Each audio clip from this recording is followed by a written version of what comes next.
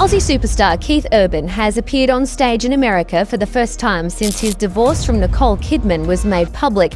There was no mention of the turmoil in his private life. Aussie superstar Keith Urban has appeared on stage in America for the first time since his divorce from Nicole Kidman was made public.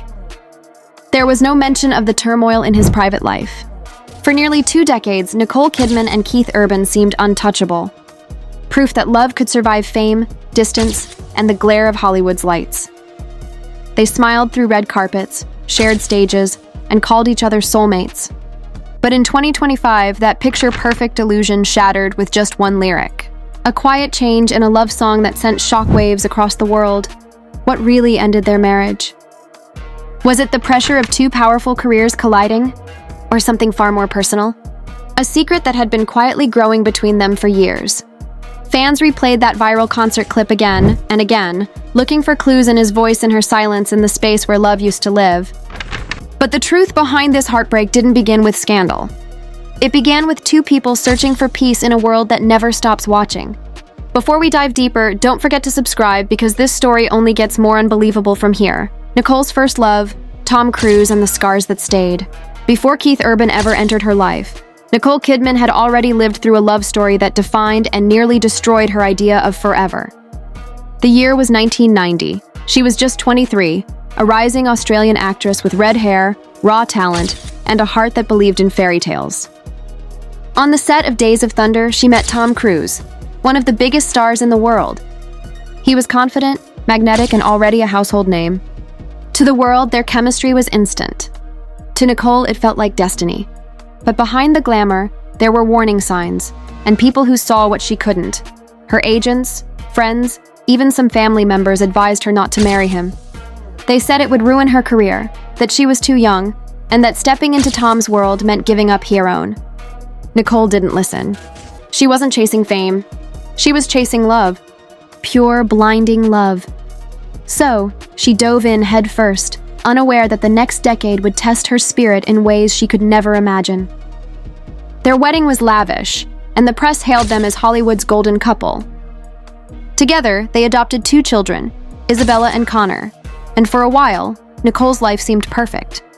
She once said she felt safe with Tom, that being with him gave her a sense of belonging in a world where everything was fleeting. But that sense of safety came at a cost. Over time, her individuality began to fade. She was no longer Nicole Kidman, the fearless actress. She was Nicole, Tom's wife. Every red carpet appearance, every interview was defined by their marriage. Behind the smiles, she struggled with an identity quietly slipping away. In one interview years later, she admitted that during her 20s, she lived in a bubble, sheltered from reality by fame and love that often blurred into control. Then, after 11 years of marriage, the bubble burst. In 2001, Tom Cruise filed for divorce abruptly without warning. Nicole was blindsided. The woman who had given everything, her heart, her career momentum, her trust, suddenly found herself alone. The world saw headlines and speculation, but what few understood was the emotional wreckage left behind. The divorce didn't just end a marriage, it fractured a family. Her children, still young, grew distant in the years that followed. Nicole rarely spoke about it publicly, but those close to her said it haunted her deeply, that she carried guilt for years, wondering if love always came with loss. And yet, through that pain, Nicole didn't turn bitter. She turned inward. She began choosing projects that reflected her own emotional rebirth. Roles that were dark, raw, and fearless. Films like The Hours and Moulin Rouge weren't just performances. They were therapy. They were the voice of a woman learning how to live again. Still, beneath the success, something remained fragile. A quiet longing for stability. For someone who wouldn't see her as a trophy, but as a person worth protecting. After years of surviving the glare of one of Hollywood's most public breakups, Nicole wasn't looking for another star. She was looking for stillness, for a love that felt like home. So, when Keith Urban walked into her life years later, humble, soft-spoken, carrying his own scars, she didn't see a celebrity. She saw safety. She saw a man who, like her, had been broken but was still trying to heal. And that's where their story really began. Not in a red carpet romance, but in 2 souls quietly hoping they could find peace in each other's arms. Keith Urban's past, the rock star haunted by addiction. Before he became the man standing beside Nicole Kidman, Keith Urban was fighting a battle that few people ever saw. One that started long before fame, guitars, or country charts. Born in Wonganger, New Zealand, and raised in Australia, Keith's story wasn't about glamour.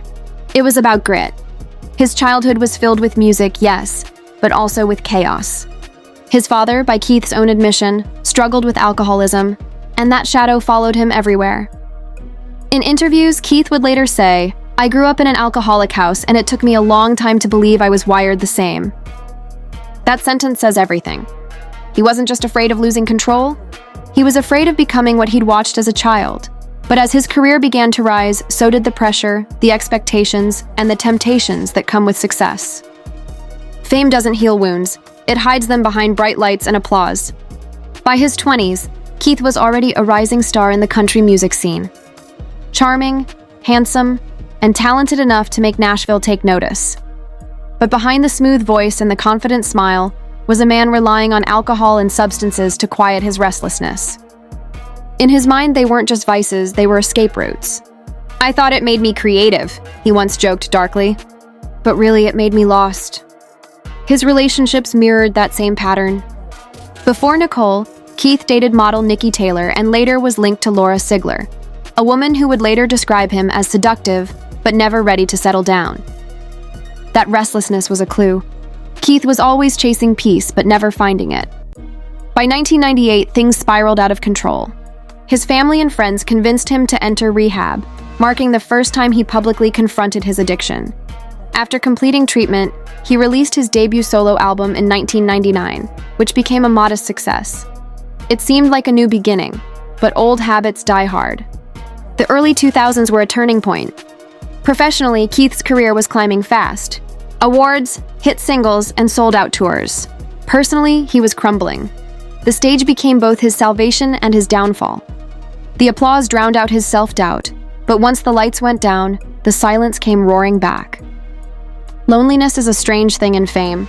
It doesn't come from being unseen.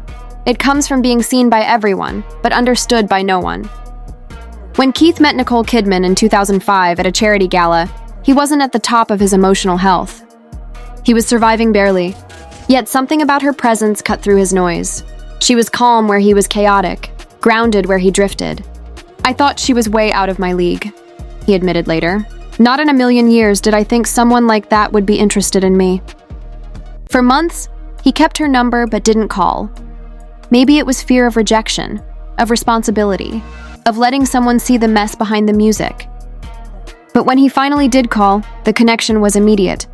Nicole, who had spent years surrounded by men who performed confidence, recognized sincerity when she heard it. Keith, for once, found someone who wasn't trying to fix him or worship him. She simply listened, and that changed everything. They spent hours talking, often about life, childhood dreams, and fears. For the first time, Keith felt understood. For Nicole, it was healing to be seen as something more than a Hollywood figure, to share laughter that wasn't rehearsed, to hear "I get you" from someone who meant it. Still, even as love bloomed, Keith's battle wasn't over. Addiction doesn't vanish when romance appears, it waits. But Nicole saw past it, maybe because she knew what it meant to live through someone else's chaos. When two wounded hearts find each other, the bond is deep. But it's also dangerous. They don't just fall in love. They start to believe that love itself can be the cure. And that belief would soon test them both in ways neither of them could have prepared for. Because the moment they decided to trust in forever, fate had already started writing its own twist. The spark when two worlds finally met. It was June 2005. A charity gala filled with champagne, flashbulbs, and the usual parade of Hollywood perfection. Nicole Kidman, tall, graceful, and freshly healed from her heartbreak, was there as an honoree. Keith Urban, guitar in hand and wearing his signature half-shy smile, was performing. The night could have ended like any other. Polite handshakes, brief small talk, and everyone going home to their own separate worlds. But fate had other plans. Their meeting wasn't loud or staged. It was quiet, almost cinematic. Keith later said he couldn't believe someone like Nicole would ever be interested in him. "If someone like Nicole would ever be interested in him. I thought she was way out of my league," he confessed. For months after that night, he carried her number in his phone, but couldn't bring himself to call. Maybe it was insecurity, maybe timing, Or maybe deep down, he was afraid of finding the kind of love that demanded he finally be honest with himself. Nicole, on the other hand, was intrigued. After years of being seen as Tom Cruise's ex, she wasn't looking for a savior or a celebrity. She wanted something real, someone who would meet her as Nicole, not as an icon. On the Ellen DeGeneres show, she admitted with a laugh that she had the biggest crush on him, but thought he wasn't interested. "He didn't call me for 4 months," she said, smiling. "So I figured it was over before it started. When he finally did call, something clicked. Their first conversation lasted hours. Two strangers speaking like old souls who had been waiting for that exact moment. There was no pretense, no show business mask, just two people who had lived through chaos, both quietly searching for peace. They talked about childhoods, family, and the cost of fame. Keith opened up about his struggles, not in detail, but enough to show her the real man behind the stage persona. And for Nicole, that honesty was magnetic. When they met again, it was like no time had passed. Friends later described the chemistry as instant, the kind of connection that doesn't need words to exist. Their energy together felt calm, not rushed though. In hindsight, it might have been too calm before the storm. Keith said later in an interview, "We just talked and talked and talked. It was effortless." That word effortless became the foundation of their love. It wasn't born out of glamour. It was born out of two people exhaling after years of holding their breath. Within months, their relationship deepened. Nicole found in Keith a gentleness she hadn't experienced in years. Someone who didn't overshadow her but stood beside her. For Keith, Nicole was a mirror, reflecting the parts of himself he'd buried under addiction and insecurity. For the first time, he wanted to be better, not for his career, but for her. In interviews years later, Nicole would call their meeting divine timing. She was 38, and after so much loss, she felt she was finally being given a second chance at love. Keith, too, described her as the missing piece he never knew he needed. He said, "She was what I'd been searching for my whole life." 6 months after that first phone call, Nicole had no doubt he was the one. On her 38th birthday, she woke up to find Keith standing outside her New York apartment at 5 in the morning, holding a bouquet of flowers, no cameras, no red carpet, just a gesture that spoke volumes. "That's when I knew," she later told People magazine. "That's when I thought, this is the man I want to marry." Their love wasn't built on sparks alone. It was built on the idea that two broken hearts could somehow create something whole. And when they finally decided to make it official, it wasn't just a wedding. It was a promise. But the universe has a strange way of testing what seems unbreakable. Because even though their love began with peace, it would soon be tested by storms neither of them saw coming. They thought they had found forever. But just months after saying, "I do," reality would remind them that love alone isn't always enough. Quick pause. If you're finding this story as fascinating as we are, hit the like button. It really helps more people discover these hidden Hollywood truths. A fast-track love, weddings, secrets, and second chances. When Nicole Kidman and Keith Urban decided to marry, it wasn't after years of long courtship or careful planning. It was fast, passionate, and beautifully reckless. They met in 2005, got engaged within months, and by June 2006 they were saying, "I do," in a candlelit ceremony in Sydney, surrounded by friends, family, and a quiet hope that this time love would last. The wedding was intimate but elegant, held at St. Patrick's Estate in Manly. Nicole walked down the aisle in a soft white Balenciaga gown, her face glowing, not with fame, but with something more fragile: peace.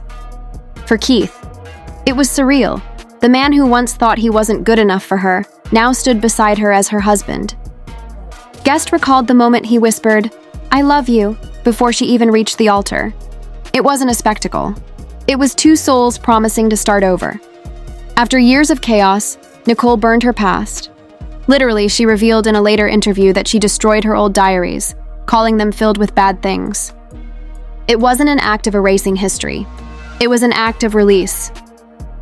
Her relationship with Keith marked a new chapter, one built not on celebrity or survival, but on vulnerability. In her own words, she said, "My life before Keith was about exploring different kinds of love, obsession, loneliness, even control. But this was different. Keith felt it too." In those early months, he described marriage as dangerous and raw, a phrase that spoke volumes about their connection. To him, being with Nicole wasn't comfortable. It was transformative. When you commit to someone like that, He told an interviewer, "You live and die together by that decision." Their bond was fiery, almost spiritual. The kind of love that artists write about and dreamers envy. But love that burns so brightly can also leave scars. Within just 4 months of their wedding, the cracks began to show. Keith had been sober when they met, but addiction is a ghost that never truly leaves. As his old demons crept back in, Nicole was faced with a choice. Walk away or fight for him, and she chose to fight. In October 2006, she staged an intervention. With the help of close friends, she convinced Keith to check himself into rehab, not out of shame, but out of love. She knew what it meant to stand by someone who was falling apart, and she wasn't ready to lose another partner to his own darkness. Keith later admitted, "I had no idea what was going to happen to us. I thought I might lose her, but she stayed. Through whispers, judgment, and the heavy silence of uncertainty, she stayed." While tabloids speculated, Nicole kept her composure. Publicly, she said little. Privately, she prayed that this time, love could save them both. Friends close to her described her as resilient to the point of exhaustion. For Keith, that moment became his turning point. Rehab wasn't just a second chance at sobriety. It was a second chance at life. When he returned home 3 months later, things were different. Keith said that getting sober freed him creatively, and much of that credit went to Nicole. She became his anchor, his calm after years of chaos. They moved into a quiet home in Tennessee, away from the flash of Hollywood, choosing slow mornings, family dinners, and a simple life. For the first time in decades, both of them were learning how to breathe again. But even as they built that peace, an undercurrent of fragility remained. Because while love can mend, it also remembers. Keith's past still lingered in the shadows. And Nicole's heart, though brave, carried scars from old wounds. Their story was becoming more than a romance. It was a test of endurance. Could two people who had already lived through storms truly find calm together? For a while, it seemed like they had. But beneath the surface of their quiet Tennessee home, time was already setting the stage for the next heartbreak. The first intervention, love versus addiction. Barely 4 months after the vows were exchanged, reality came knocking on the door of their fairy tale. To the world, Nicole Kidman and Keith Urban were the perfect couple, glamorous, successful, deeply in love. But behind the soft smiles and glossy magazine covers, something darker had started to creep back in. Keith was slipping quietly into old habits he had fought for years to bury. At first, Nicole noticed the small changes: exhaustion after shows, late nights that didn't make sense, words that didn't quite match his actions. She had seen this before in another life, but this time was different. This was the man she had promised to stand beside through everything, and she meant it. Still, she knew that love alone couldn't heal addiction. By October 2006, the whispers had become impossible to ignore. Friends grew worried. Keith's behavior turned unpredictable, and his performances carried a new kind of tension, the kind that only those closest to him could recognize. Then came the breaking point. Nicole, heartbroken but resolute, gathered his inner circle and staged an intervention. It wasn't public. It wasn't angry. It was desperate love. She wanted to save her husband before fame in the past swallowed him whole. Keith agreed to go to rehab, checking into the Betty Ford Clinic for 3 months. In later interviews, he spoke candidly about that moment, admitting that he had no idea what would happen to their marriage. "I thought I might lose her," he confessed. "I didn't know if she would wait, but she did." Nicole stood by him quietly, shielding him from the media and refusing to speak about his struggles. To her, this wasn't a scandal to explain. It was a soul to protect. While Keith was away, Nicole was often seen going about her days with quiet dignity. No interviews, no drama, just a woman holding on to hope. Those close to her said she visited him regularly, helping him focus on recovery. Keith later said her unwavering support freed him creatively and made him believe that real love was possible. When he finally came home in early 2007, things felt different. He was sober but fragile, rebuilding both his health and his self-esteem. Nicole welcomed him home with patience and understanding. They avoided the Hollywood spotlight and retreated to Tennessee, choosing peace over publicity. Their new life was slower, more grounded. They bought a farm outside Nashville, surrounded by open land and quiet skies. In that calm, they began healing. 2 years later, they welcomed their first daughter. Sunday Rose, followed by their second, Faith Margaret. in 2010. Nicole once said that motherhood anchored her, giving her the family she'd always dreamed of, one filled with love, laughter, and second chances. Keith often credited Nicole with saving his life. At a South by Southwest event years later, he told the crowd, "I was lucky I had a very loving wife.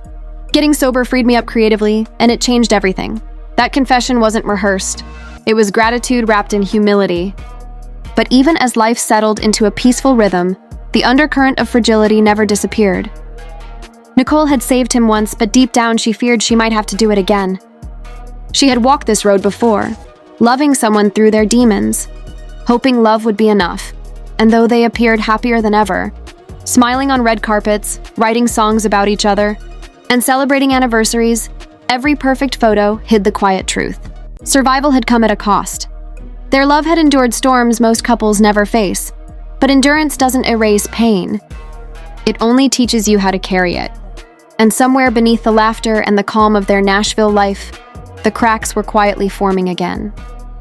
Because while Keith had conquered his old addictions, fame brings its own temptations, and soon, the man Nicole once saved would find himself at the center of headlines that no amount of love could silence the family years.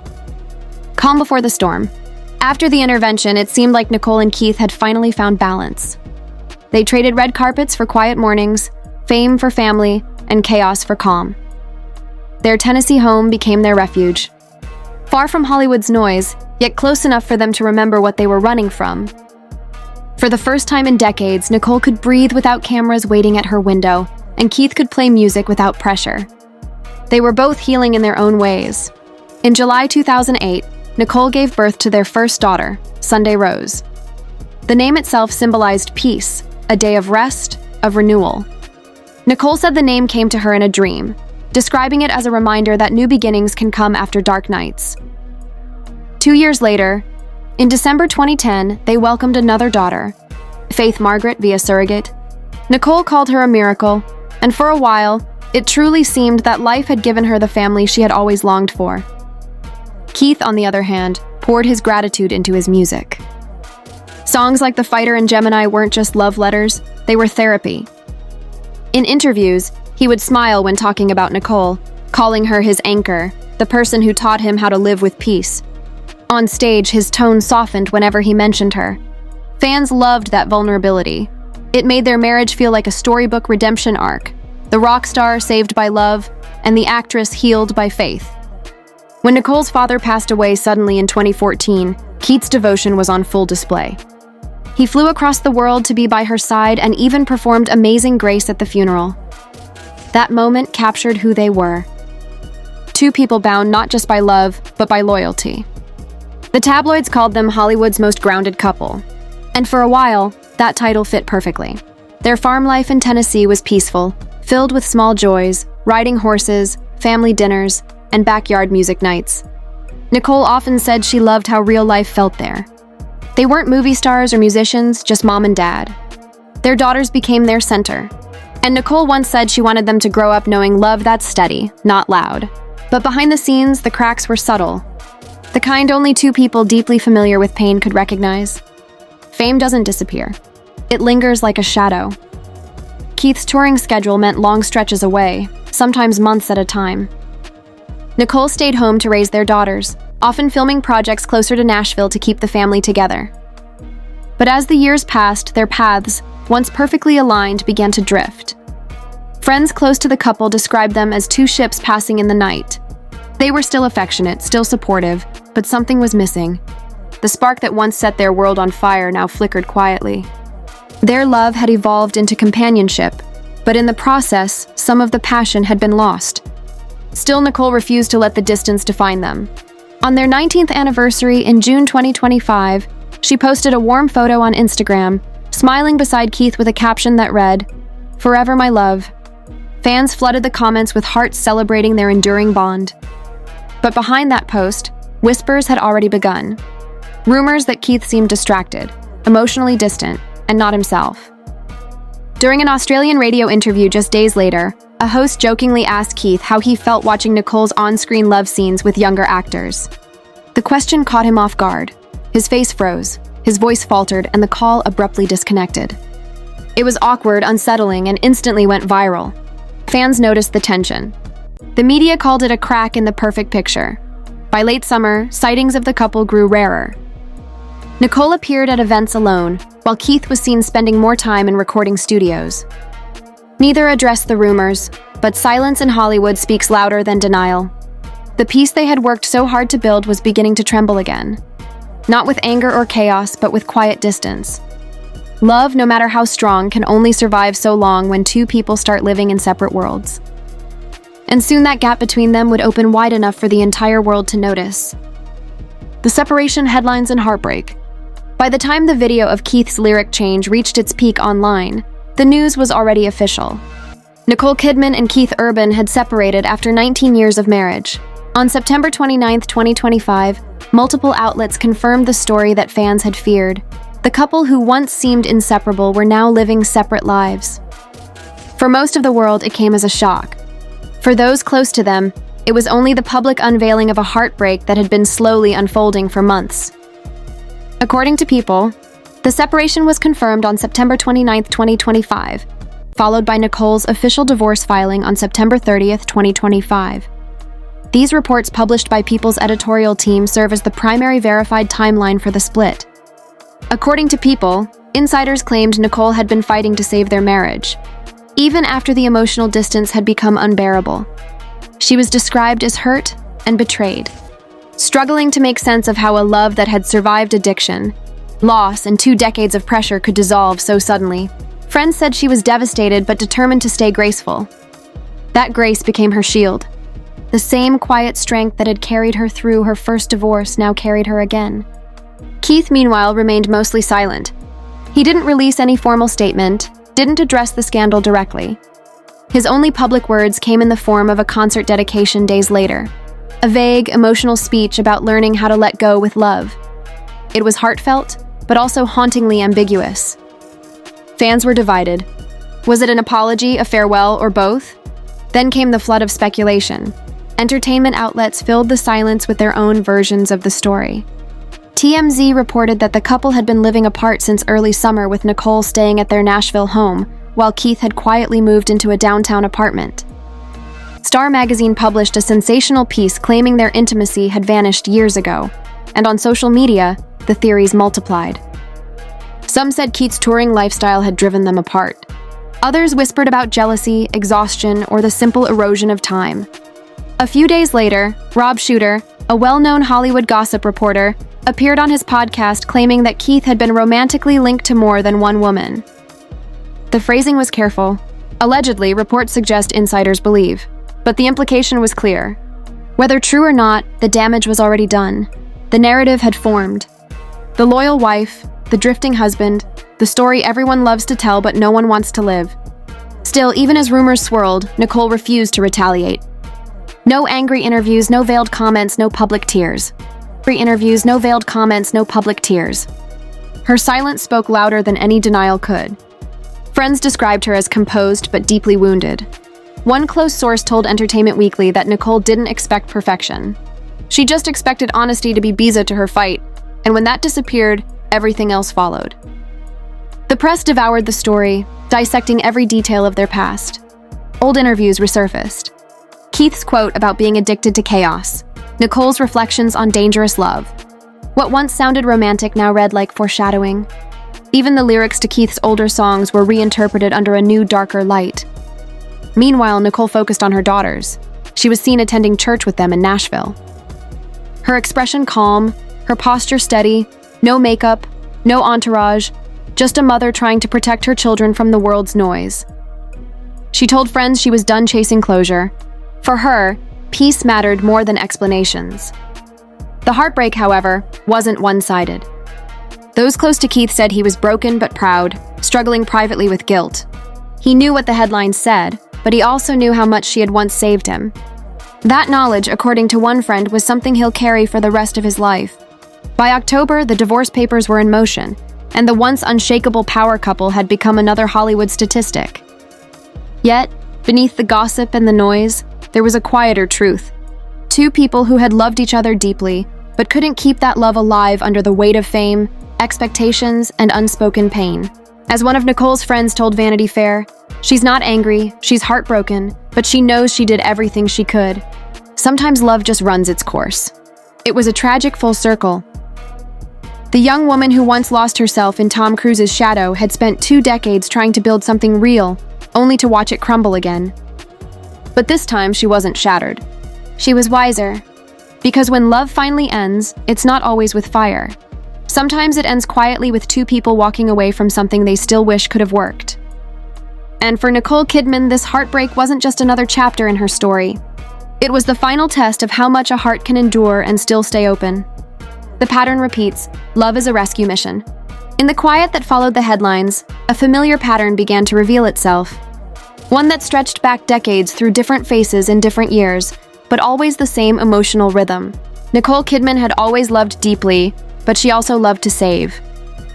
Whether it was Tom Cruise in his world of control or Keith Urban in his world of chaos, Nicole's love often became a lifeline, the kind that kept others afloat, even as it slowly pulled her under. Those close to her said she carried an invisible weight, a need to fix what was broken, to nurture what was fragile. It wasn't weakness, it was empathy turned into endurance. When she loved, she gave all of herself, time, energy, even peace.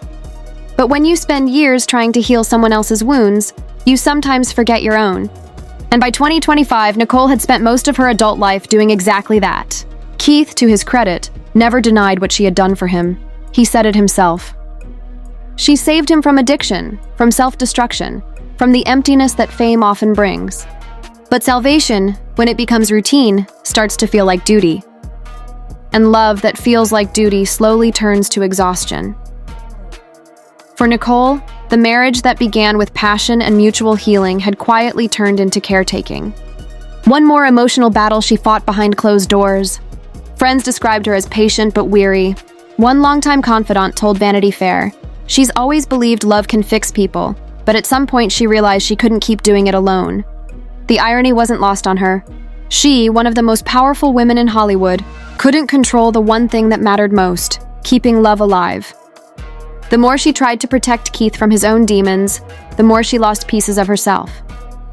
He had music, audiences, and the escape of touring. She had silence, reflection, and the steady ache of trying to hold a family together. And yet, Nicole never played the victim. She didn't lash out or seek revenge. She spoke about forgiveness, faith, and the belief that love, even when it ends, is never wasted. "Everything teaches you," she once said in an interview. "Every person, every heartbreak, every ending." Those words, once philosophical, now sounded like a quiet acceptance of her own truth. Even in the middle of pain, she handled everything with grace. While gossip columns speculated, Nicole turned her energy toward her daughters and her craft. She threw herself into work, not as an escape, but as a reminder that she still had purpose outside of marriage. She began choosing roles that mirrored resilience, women who had been tested but refused to break. Meanwhile, Keith's silence spoke volumes. His performances carried a different tone, somber, emotional, occasionally nostalgic. Fans noticed that he avoided playing the fighter for months, as if even the melody carried too much history. In one concert, he paused mid-song and told the crowd, "Sometimes love doesn't end, it just changes form." It was subtle, but for those who had followed their story, it felt like closure disguised as poetry. The truth was that Nicole had always believed love was meant to heal, but sometimes love's greatest act of healing is knowing when to let go.